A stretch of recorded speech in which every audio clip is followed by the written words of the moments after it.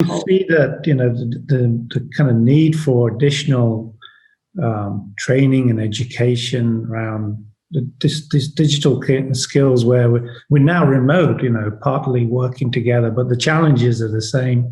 The issues we have to go build out and bring data together to solve business problems and involve the business.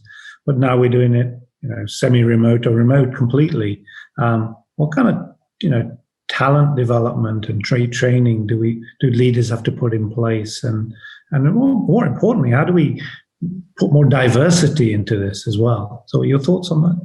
Yeah, so I think it's got, the fact that so many of us are remote now, right? There's pros and cons to this, right? So definitely opens up, some of the pros, it kind of opens up a little bit the window about, where the talent sits, right? If you're remote, obviously it doesn't matter where you sit in the world. And if the talent is available, great. Obviously the hard part there is making sure that we're finding the right talent for the right role. I always believe in that, right? So that's one of the advantages. One of the disadvantages, I think, of this is, again, how do we make sure that as we're working remote, right, to use the right technology and to just stay engaged, right? So this is where some of the things that we talked about in terms of culture and some of the behaviors, right, the leaders need to exemplify to even keep teams engaged. I think that is just that much more crucial right now, working with the remote workforce. Elevate a bit more, basically elevate. We had it and it was important, but it's at a higher bar now. It's even more, right? It's even more. And, I'm actually remote working from home myself right now. I actually relocated over the past year, and it wasn't because of COVID, but it just all kind of happened the same way. And from that experience, what I can say is that even if everybody's remote, having even a couple of times a year or however many, even if it's once a year, right?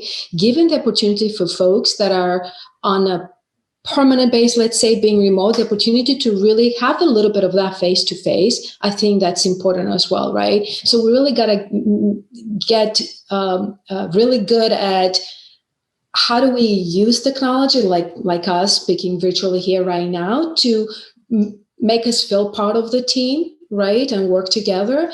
But I think just throwing that in person from time to time, either leaders visiting different, locations or bringing teams together, I think that's also going to make a difference. At the end of the day, people, I think, is what make the difference from a company to company, right?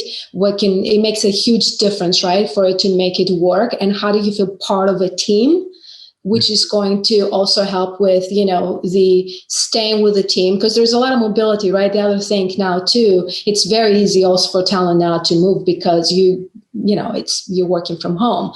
So how do you help folks really feel engaged, feel part of the team, believe in what they're doing, pairing them, coupling them with the right role that makes them satisfied and contributing whatever makes them happy, and obviously getting the rewards from that as a business, as an organization.